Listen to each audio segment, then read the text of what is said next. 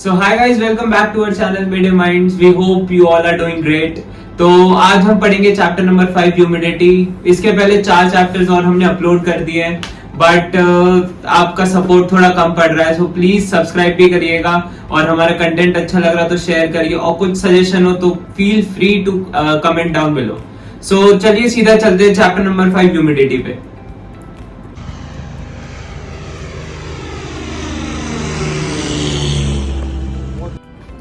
तो अब हम पढ़ते हैं ह्यूमिडिटी के बारे में। So what is humidity? It is the amount of water vapour present in our atmosphere. कि बेसिकली हमारे एटमॉस्फेयर में कितना वाटर वेपर प्रेजेंट है वो हमारा ह्यूमिडिटी होता है। अब हम पढ़ते हैं कुछ पॉइंट्स के बारे में। ड्राई एयर, हमने ये चीज पहले ही पढ़ी थी, ड्राई एयर, मॉइस्ट एयर। तो what is dry air? Dry air वो होता है जिसमें जिस एटमॉस्फेयर में जिस एयर में हमारा वाटर वेपर प्रेजेंट नहीं होता उसे हम ड्राई एयर कहते हैं। अब हमें जैसे पता है कि हम जैसे जैसे ऊपर जाते रहते हैं, अपर लेयर्स में जाते रहते हैं, हमारा वहाँ टेम्परेचर कम होता है, तो वाटर वेपर उस स्टेट में हमें मिलता ही नहीं है, तो इसलिए वहां पे हमारा वाटर वेपर प्रेजेंट होता ही नहीं। फिर हम देखते हैं what is moist air. Basically it's a normal air, कि जिस अभी जो हम एयर ब्रीथ कर रहे हैं या जो हमारी सराउंडिंग में एयर है वो एक मॉइस्ट एयर होती है, हमें पता है। तो जिसका रिलेटिव ह्यूमिडिटी लेस देन 100% होता है। What is relative humidity? कि amount of water vapour present divided by maximum amount of water vapor it can hold at a particular temperature into 100। तो बेसिकली जिसका relative humidity less than 100 है वो हमारी moist air है। हम देखते हैं saturated air, when the air holds maximum water vapor। इसका मतलब ये है कि at present जो water vapor content present है is equal to the maximum water vapor that it can hold at a particular temperature, वो हमारा saturated air होता है। फिर हम देखते हैं what is vapor pressure। हमें पता है कि जैसे जो हमारी normal air है वो हमारे ऊपर प्रेशर एक्सर्ट करती है, वैसे ही हमारी जो वाटर वेपर जिस एयर में हमारा वाटर वेपर कंटेंट है तो वो भी हमारे ऊपर एक प्रेशर एक्सर्ट करती है, जिसे हम कहते हैं वेपर प्रेशर। तो हम एक चीज देखते हैं कि हमारा टोटल प्रेशर है, कि जो वाटर वेपर प्रेशर जो हम पे लग रहा है प्लस जो हमारे पे ड्राई एयर हमारे ऊपर प्रेशर लगा रही है वो होता है हमारा टोटल प्रेशर, एंड ई हुआ हमारा वेपर प्रेशर सिर्फ। तो अगर हमें निकालना है कि ड्राई एयर प्रेशर कितना होगा तो उसे हम कैसे निकालेंगे? टोटल प्रेशर माइनस हमारा वेपर प्रेशर है, उसका जो डिफरेंस आएगा वो हमारा होगा ड्राई एयर प्रेशर। तो ये था बेसिक। तो हम इसके बारे में और पढ़ते हैं कि सैचुरेटेड वाटर प्रेशर क्या होता है। सो बेसिकली हर चीज जैसे ड्राई एयर हमारे ऊपर एक प्रेशर लगाती है, वैसे वाटर वेपर भी हमारे ऊपर प्रेशर लगाते हैं। तो वही कि pressure exerted by the water vapour when the air is fully saturated, कि मैक्सिमम अमाउंट की वही कितना होल्ड कर रही है एंड कितना कर सकती है वो इक्वल है। तो जो वो हम पे प्रेशर डालेगी वो होगी हमारी सैचुरेटेड वेपर प्रेशर। हम देखते हैं कि व्हाट इज एब्सोल्यूट ह्यूमिडिटी।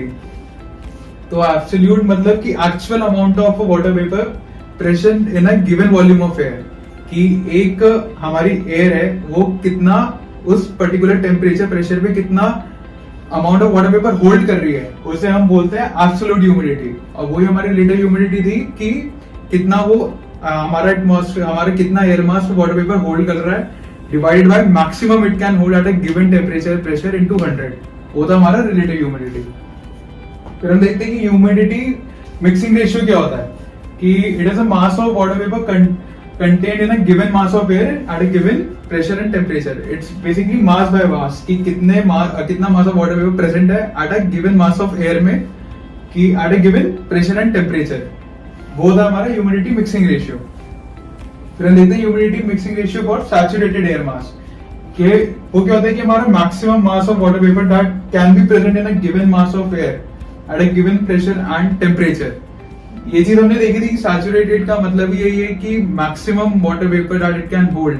तो इसमें मतलब maximum mass of water vapour that can be present at a given mass of air, कि एक मास ऑफ एयर में मैक्सिमम कितना वो वाटर वेपर होल्ड कर सकती है at a given temperature and pressure, वो होता है हमारा humidity mixing ratio for saturated air. अब ये चीज देखते हैं कि जितना ज्यादा हमारा टेम्परेचर होगा उतना ही ज्यादा हमारा सैचुरेटेड ह्यूमिडिटी मिक्सिंग रेशियो होगा। ऐसा क्यों?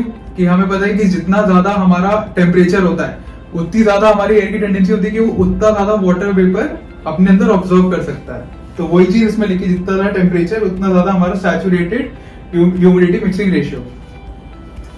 फिर हम देखते हैं कि there is no addition of water vapour when the air is lifted adiabatically. Adiabatically का मतलब ये होता है कि हमारी एयर का मूवमेंट हो रहा है but there is no exchange of heat, ना हमारी उसमें हीट ऐड हो रही है ना ही हमारी हीट उसमें बाहर जा रही है, तो इसका मतलब जब ये ना वो ऐड हो रही है ना वो रिलीज कर रहा है, तो बेसिकली हमारा जो ह्यूमिडिटी मिक्सिंग रेशियो है वो कांस्टेंट है। उस एयर मास में हमारा वाटर वेपर उतना ही है, क्योंकि हमारा ना हीट एक्सचेंज हो रही है ना ही वो हीट ले रहा है, मतलब ना बाहर जा रही है ना वो अपने अंदर हीट ले रहा है, तो इसलिए हमारा HMR इज कांस्टेंट।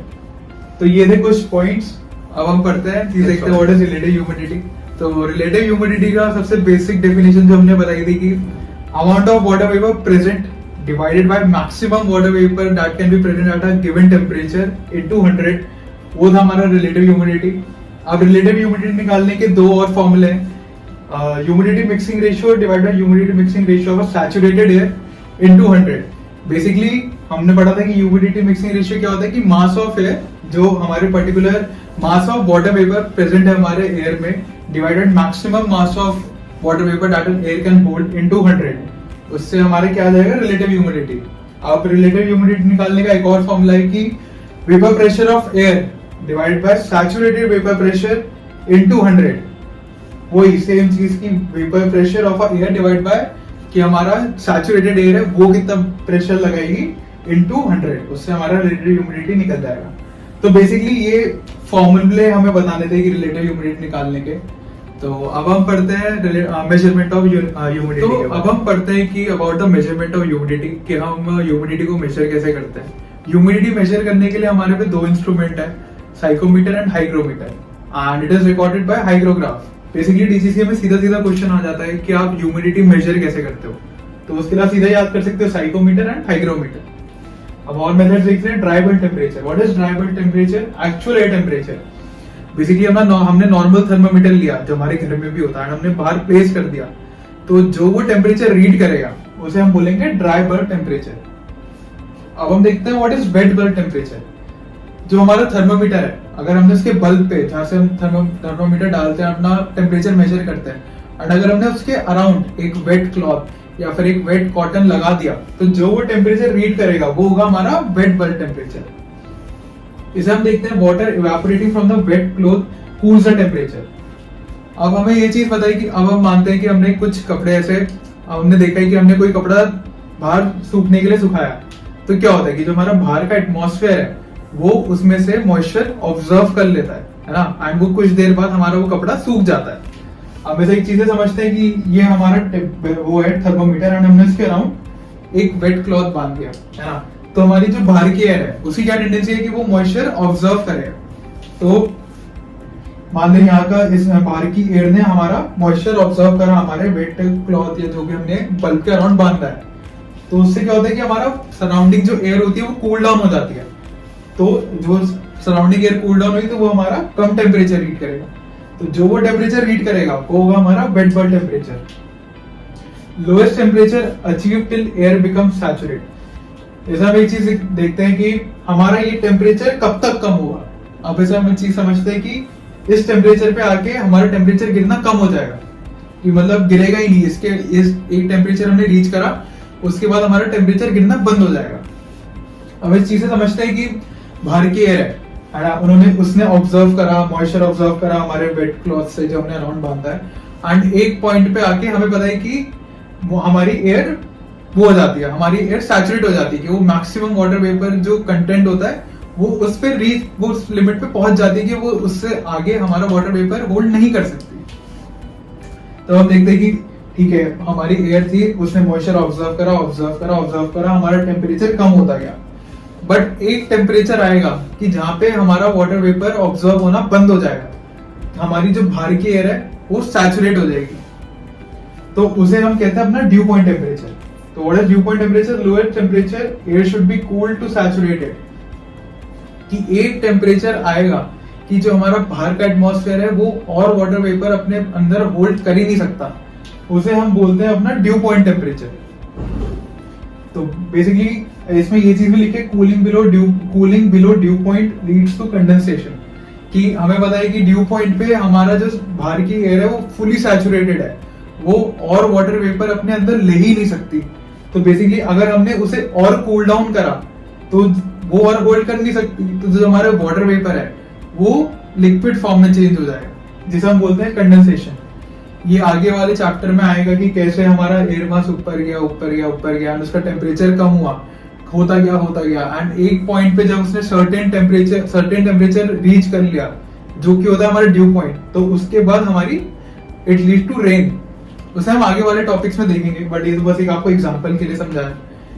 तो ये था बेसिकली पूरा due point, wet bulb temperature and dry bulb temperature. अगर इसमें आपको कोई भी दिक्कत हो तो प्लीज मेरे को कमेंट में बताना, I will try to sort कि मैं इसके लिए अलग वीडियो या फिर आपका डाउट कमेंट में ही क्लियर कर दूंगा। तो चलिए अब हम बढ़ते हैं नेक्स्ट टॉपिक पे। तो गाइस हमने जैसा भी ड्यू पॉइंट देखा था कि ड्यू पॉइंट वो टेम्परेचर है जिसके बिलो अगर हमने एक सैचुरेटेड एयर पार्सल को कूल डाउन करा तो वाटर में कन्वर्ट हो जाएगा, राइट। तो हम ड्यू पॉइंट्स के थोड़े और पॉइंटर्स देख लेते हैं जो कि बहुत इंपॉर्टेंट है, सीधे सीधे सवाल आएंगे। पहला तो है कि ड्यू पॉइंट जो होता है वो हमारा सिर्फ वाटर वेपर कंटेंट पे डिपेंड करता है। इसको आगे हम थर्ड पॉइंट में और अच्छे से समझेंगे। सेकंड जो है, हमने देखा था कि रिलेटिव ह्यूमिडिटी जो होती है वो वाटर वेपर कंटेंट प्लस तुम्हारे टेम्परेचर पे डिपेंड करती है। अगर तुम्हारा टेम्परेचर बढ़ जाएगा तो जो तुम्हारी एयर पार्सल है उसकी कैपेसिटी जो होती है सैचुरेटेड एयर होने के लिए वो बढ़ जाएगी, पर जो तुम्हारे एयर में वाटर वेपर कंटेंट है वो तो उतना ही रहेगा। तो जो तुम्हारा डिनोमिनेटर है वो बढ़ रहा है पर तुम्हारा न्यूमरेटर सेम रहेगा, जिससे रिलेटिव ह्यूमिडिटी जो तुम्हारी है वो कम हो जाएगी। अगर इसको चाहिए तो एक डायग्राम से भी समझ सकते हैं कि ये हमारा एयर पार्सल है, ठीक है। इसके अंदर सपोज 5 6 कितने हैं, 7 वाटर पार्टिकल्स है, वाटर वेपर पार्टिकल्स, राइट। अब हम अगर इसमें टेम्परेचर ऐड कर देंगे तो जितना सपोज ये होल्ड कर सकता था 500 वाटर वेपर पार्टिकल्स, पर अब हमने टेम्परेचर बढ़ा दिया है तो अब ये होल्ड कर पाएगा कितने, 1000 वाटर वेपर पार्टिकल्स, राइट। तो हमारा क्या होता है, जो रिलेटिव ह्यूमिडिटी का फॉर्मूला वाटर वेपर कंटेंट जितना है divided by saturated water vapour का कंटेंट इनटू 100, राइट। तो ये तो हमारा सेम ही है, ये बढ़ गया, राइट। तो अब डिनोमिनेटर बढ़ गया, न्यूमरेटर सेम है, तो हमारी रिलेटिव ह्यूमिडिटी की वैल्यू कम हो जाएगी। ऐसे ही वाइसा वर्सा, अगर टेम्परेचर कम कर दोगे तो फिर जो तुम्हारी रिलेटिव ह्यूमिडिटी की वैल्यू है वो बढ़ जाएगी, राइट। अब आगे हम देखते हैं dew point. Dew point is higher if water vapour is more, ठीक है। तो ये फर्स्ट और थर्ड पॉइंट सेम ही है, वाटर वेपर के कंटेंट से ड्यू पॉइंट कैसे अफेक्ट कर रहा है वो देखते हैं। तो हम यहाँ 2 थर्मोमीटर देख रहे हैं। पहले थर्मोमीटर के आसपास वाटर वेपर कम है, राइट। तो जो इसको सैचुरेट करने के लिए जो वाटर वेपर रिलीज होगा तुम्हारे क्लॉथ से वो ज्यादा होगा, तो टेम्परेचर जो है तुम्हारा ज्यादा फॉल करेगा, क्योंकि ज्यादा वाटर वेपर तुम्हारा क्लॉथ रिलीज कर रहा है तो कूल डाउन ज्यादा होगा। कंपेयर टू अगर यहाँ पर वाटर वेपर ज्यादा है तो जो तुम्हारे क्लॉथ में से वाटर वेपर निकलेगा वो कम होगा, तो जो तुम्हारा टेम्परेचर है कंपैरेटिवली ज्यादा होगा अगर तुम्हारा वाटर वेपर ज्यादा है इन एयर, ठीक है। आई होप ये समझ आ गया होगा। अब हम आगे देखते हैं 2 नई और टर्म है, फ्रॉस्ट पॉइंट। तो जैसे हमने ड्यू पॉइंट देखा था कि ड्यू पॉइंट वो टेम्परेचर है जिसके बिलो अगर हम वाटर वेपर को कूल डाउन करेंगे तो वाटर में बदल जाएगा। तो फ्रॉस्ट पॉइंट सिमिलरली वही है कि जब अगर कोई एयर पार्सल है तुम्हारा सैचुरेटेड एयर पार्सल, उसके नीचे अगर तुम अपने एयर पार्सल को कूल डाउन करोगे तो सीधा आइस बन जाएगा, ठीक है। तो यही डेफिनेशन लिखी हुई है, temperature to which air must be cooled to reach saturation with respect to ice. अब अगर इस सैचुरेशन के नीचे हम अगर इस पॉइंट के नीचे हमने कूल डाउन करा तो आइस बन जाएगा, उसी आइस को हम कहते हैं होल फ्रॉस्ट। तो होल फ्रॉस्ट अगर तुम्हें जानना है कैसा होता है तो तुमने अपने रेफ्रिजरेटर पे देखी होगी एक आइस की लेयर फ्रीजर के अंदर आइस की लेयर बन जाती है, राइट। तो वही तुम्हारा होल फ्रॉस्ट होता है। अब अगला पॉइंट है क्लाउड बेस। तो क्लाउड बेस होता क्या है कि जो तुम्हारा क्लाउड है वो तुम्हारा ग्राउंड से कितने वर्टिकल डिस्टेंस पे उसको निकालने के लिए हम क्लाउड बेस कहते हैं। तो ये भी टेम्परेचर के बेसिस पे, टेम्परेचर और ड्यू पॉइंट से हम निकाल सकते हैं कि हमारा क्लाउड बेस होगा कितना। सिंपल फॉर्मूला है, सीधा सीधा से फॉर्मूला पूछ लेंगे अगर पूछेंगे तो क्लाउड बेस का फॉर्मूला क्या है, temperature minus due point into 400 feet. तो जितना भी तुम्हारा आंसर आएगा वो फीट में आएगा, तो वो है तुम्हारे क्लाउड का बेस।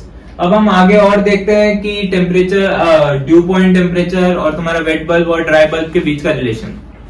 तो गाइस अब हम ड्यू पॉइंट टेम्परेचर देख चुके हैं, वेट बल्ब टेम्परेचर देख चुके हैं, तो अब हम ये सबको रियल लाइफ एप्लीकेशन से ज्वाइन करते हैं। हम बेसिकली अब देखते हैं कि जो रेनफॉल होती है वो होती क्यों है और कैसे है, ठीक है। तो फर्स्ट पॉइंट तो बहुत ही सिंपल, इसको हम 2-3 बार पहले बता चुके हैं कि अगर टेम्परेचर बढ़ता है तो जो तुम्हारा वाटर वेपर कंटेंट लगता है एक एयर मास को सैचुरेट करने के लिए वो बढ़ जाता है। तो यही लिखा हुआ है कि if temperature increases the amount of water vapour required to saturate it increases, ठीक है। अब हम देखते हैं कि जो हमारे रेनफॉल होती है वो कैसे होती है। तो एट सब जीरो टेम्परेचर जो हमारा सैचुरेशन वेपर प्रेशर जो होता है over water is more compare to ice. तो अब पता है ये थोड़ी ओवरवेलमिंग डेफिनेशन लग रही होगी, तो इसको सिंप्लीफाई मैं कर देता हूँ कि जो अब तुम्हारा सब जीरो टेम्परेचर क्या है, टेम्परेचर बिलो 0 डिग्री सेंटीग्रेड, ठीक है। तो सब जीरो टेम्परेचर पे तुम सोच रहे होगे कि वाटर ड्रॉपलेट्स कैसे एग्जिस्ट करते हैं, तो उन्हें हम कहते हैं सुपर कोल्ड वाटर ड्रॉपलेट्स। तो बहुत सारे क्लाउड्स ऐसे होते हैं जहां पर वाटर ड्रॉपलेट्स प्रेजेंट होते हैं जहां पे टेम्परेचर -40 से -45 डिग्री सेंटीग्रेड तक होता है। ये बेसिकली हमारा क्यूमुलर नंबर्स में होता है, जो हम आगे क्लाउड्स पढ़ेंगे तब होगा। तो वाटर वेपर या वाटर ड्रॉपलेट जो है वो इतने लोअर टेम्परेचर पे भी एग्जिस्ट कर सकते हैं, ठीक है। तो अब जब तुम्हारे सब जीरो टेम्परेचर पे वाटर और आइस प्रेजेंट होंगे तो क्या होगा कि जो तुम्हारा वाटर है, हमें पता है लिक्विड में पार्टिकल ज्यादा फ्रीली मूव कर सकते हैं और ज्यादा जल्दी वेपराइज हो सकते हैं कंपेयर टू आइस, जहां पर सारे के पार्टिकल स्ट्रांगली होल्ड रहते हैं। तो यहाँ पर जो वेपर बनने की टेंडेंसी है that is lesser compare to water. तो वाटर में जो वेपर्स है वो इजीली बन जाएंगे compare to ice at sub zero temperature, right.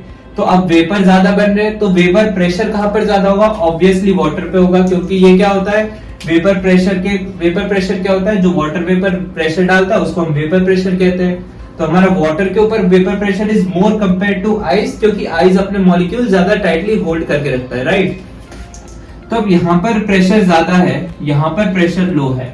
अब क्या होगा, ऑब्वियसली ये होगा कि जो हायर प्रेशर है वो कहाँ जाएगा, लोअर प्रेशर के ऊपर जाएगा, है ना। तो जो यहाँ का वाटर के ऊपर जो वाटर वेपर है that will go towards the ice और वहां पर जाके उसके साथ एक्यूमुलेट हो जाएगा, ठीक है। अब यही सिचुएशन हमारे क्लाउड्स में होती है। हमारे क्लाउड्स में क्या होता है कि एट अ सर्टेन हाइट हमारे वाटर वेपर, वाटर ड्रॉपलेट्स और आइस पार्टिकल तीनों होते हैं। तो जो सुपर कूल्ड वाटर ड्रॉपलेट्स है उनका वेपर प्रेशर ज्यादा होता है कंपेयर टू जो हमारे आइस पार्टिकल्स है क्लाउड के अंदर। तो नेचुरली क्या होगा, जो हमारा वाटर वेपर होगा वो हायर वाटर वेपर प्रेशर के कारण आइस के पास चला जाएगा, वहां पर उसके ऊपर वो सब्लिमेट कर लेगा, जिससे हमारे पार्टिकल्स हैवी हो जाते हैं और उसके बाद रेन के फॉर्म में गिरते हैं। तो बेसिकली यही था, सैचुरेशन वेपर प्रेशर तुम्हारा वाटर के ऊपर ज्यादा है कंपेयर टू आइस, जिसके कारण हमारे जो आइस पार्टिकल है they become heavy and they fall down as rain, ठीक है। तो इसका रियल लाइफ एप्लीकेशन भी हमने देख लिया। अब आगे ये भी हम पहले ही पढ़ चुके हैं कि जब सैचुरेटेड एयर होती है, मतलब तुम्हारे एयर में वाटर वेपर कंटेंट फुल है, इससे ज्यादा वो वाटर ले ही नहीं सकता, तो जो तुम्हारा नॉर्मल टेम्परेचर है और वेटेबल टेम्परेचर है ये सेम होगा। क्यों? क्योंकि जो वेटेबल टेम्परेचर है इससे और ज्यादा वाटर वेपर निकल ही नहीं पाएगा। तो जो तुम्हारा नॉर्मल एयर टेम्परेचर और वेटेबल टेम्परेचर सेम हो गया। और जो ये ड्यू पॉइंट है, अब जो तुम्हारा ऑलरेडी जो तुम्हारी सराउंडिंग है वो सैचुरेटेड हो गई है, राइट। अब इसके नीचे तुम ठंडा करोगे तो वो ऑब्वियसली वाटर में कन्वर्ट हो जाएगा जो वाटर वेपर है। तो हमारा ड्यू पॉइंट भी सेम हो जाएगा कंपेयर टू नॉर्मल टेम्परेचर और वेटेबल टेम्परेचर। तो ये बेसिकली सीधा सीधा आ जाता है, अगर तुम्हारी सैचुरेटेड एयर है तो तुम्हारा जो नॉर्मल टेम्परेचर है that would be equal to तुम्हारा वेटेबल का temperature, that would be equal to your dew point का टेम्परेचर। अब अनसैचुरेटेड एयर है, ऑब्वियसली जो अनसैचुरेटेड है तो हमारा जो वेटेबल है और मॉइस्चर लूज कर सकता है, ठीक है। तो जो हमारा नॉर्मल टेम्परेचर है that would be more compare to your wet bulb, क्योंकि यहाँ पर वो वाटर वेपर लूज कर रहा है ताकि वो कूल डाउन हो जाए, राइट। और वो वाटर वेपर कब तक लूज करेगा, जब तक वो ड्यू पॉइंट तक नहीं आ जाता, ठीक है। तो अब इसका रिलेशन क्या हो गया, अनसैचुरेटेड एयर में जो हमारा नॉर्मल टेम्परेचर है दैट वुड बी बिगर या ग्रेटर देन वेटेबल का टेम्परेचर, एंड हम ये दोनों टेम्परेचर क्या होगा, ड्यू पॉइंट से बड़ा होगा। तो बेसिकली ये लास्ट रिलेशन है, ये हमारा सम अप करता है पूरा ह्यूमिडिटी चैप्टर को। तो वी होप कि आपको चैप्टर और समझ आ गया होगा। जितना इजी हो सकता था हमने उतना इजीली आपको समझाने की कोशिश करी है। वीडियो अच्छा लगे तो प्लीज लाइक करना, शेयर करना और सब्सक्राइब करना। सब्सक्राइबर बहुत कम है तो प्लीज प्लीज प्लीज थोड़ी हेल्प कर दीजिए। Thank you.